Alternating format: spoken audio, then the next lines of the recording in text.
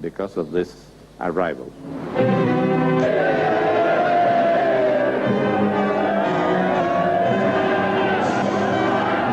I say that your highnesses must not allow any stranger, except Catholic Christians, to trade here or set foot here, for this was the alpha and omega of the enterprise, that it should be for the increase and glory of the Christian religion, and that no one should come to these parts who was not a good Christian. It may be many months before anyone will return here again. I want to be sure I've left the New World in good hands. I'll do what I can. You don't mind staying behind? Why should I mind? I should be in paradise here. It seems to me that there cannot be under the sun lands superior in fertility, in mildness of cold and heat, in abundance of good fruits and pure water.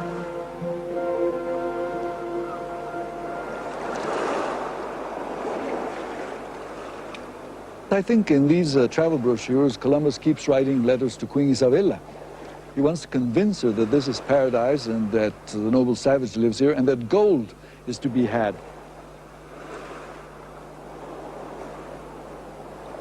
Shortly after Columbus, another more cultured Italian explorer, Amerigo Vespucci, arrived on the scene.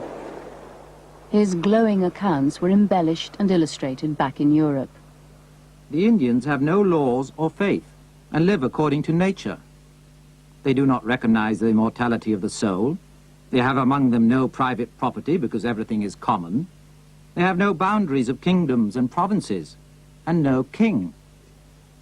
This is one of the first engraving made in Munich. And this is the Tupamaros Indians in Brazil. It is based on the letter of Vespucci. Aquí hay de todo. I have 900 letters from the Vespucci family, beginning from 1300 to 1530. Herman Arciniegas has always been fascinated by the life and influence of Amerigo Vespucci. When the letters of Vespucci were known in his days, had a greater Impact. than the Columbus ones. For 10 editions of Columbus letters, you find 60 editions of Vespucci's. At the beginning of the 16th century, one of Vespucci's illustrated letters reached a monastery in France, where an impressionable monk was making new maps of the world. One of the monks was a poet. He took the original name and transformed it. America, it sounds like Africa, like Europe, Asia. The map was printed in 1507. It's the first map in which the name of America is engraved. You see, that is really a sensation. We have for America a poetical invention of a crazy monk, and that is the reason why we have the most beautiful name, geographically speaking, in a literary way. Vespucci made the discovery that America was a continent. The first voyage going from the Caribbean up to the Rio de la Plata. And the description of Brazil is the subject matter of the Utopia. Vespucci's idealized accounts of life on the coasts of Brazil became the inspiration for the Englishman Thomas More's idea of Utopia. The apparently innocent society of the New World seemed preferable to the corrupt one back in England.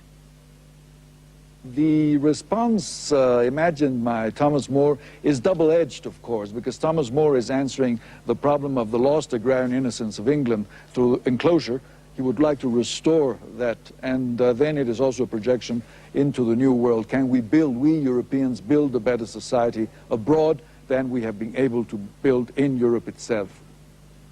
So the New World became both agent and victim of another irony of history.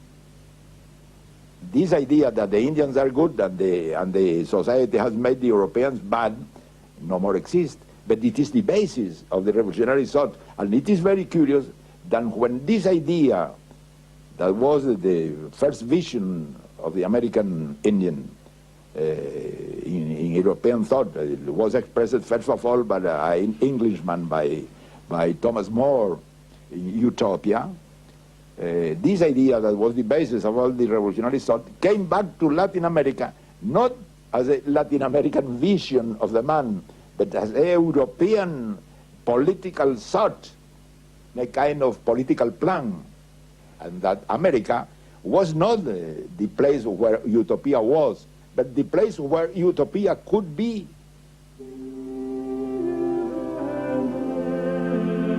A copy of Thomas More's book was read in Mexico by an idealistic friar, Vasco de Quiroga. Quiroga was appalled at the brutality around him and sought to develop a method of benign conversion which would not spell the death of the native cultures and crafts. In Michoacán, Vasco de Quiroga tries to apply the precepts of Thomas More's Utopia to the letter. The life of the natives should be regulated by placing them in villages, where by working and tilling the soil, they may maintain themselves with their labor and may be ruled by all the good rules of policy and by holy and Catholic ordinances.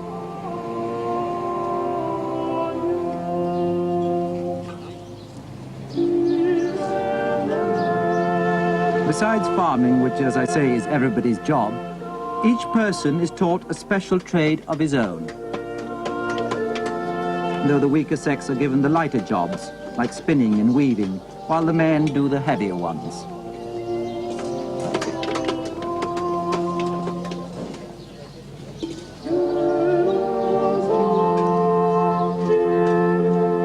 The ultimate aim of this state in the New World, modeled on Thomas More's Utopia, must be to recover the innocence lost by original sin. We must work to conserve ourselves and convert everything into good within the Christian doctrine, so that we may reform and restore that holy innocence that we all lost with Adam.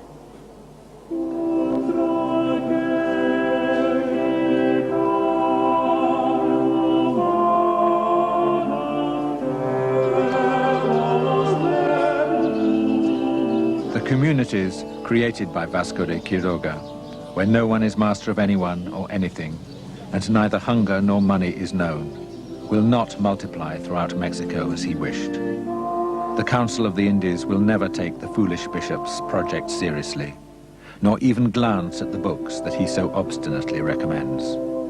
But here, Utopia has returned to America, where it originated. And in times to come, the Indians here will remember Vasco de Quiroga as their own, the dreamer who riveted his eyes on a hallucination to see beyond the time of infamy.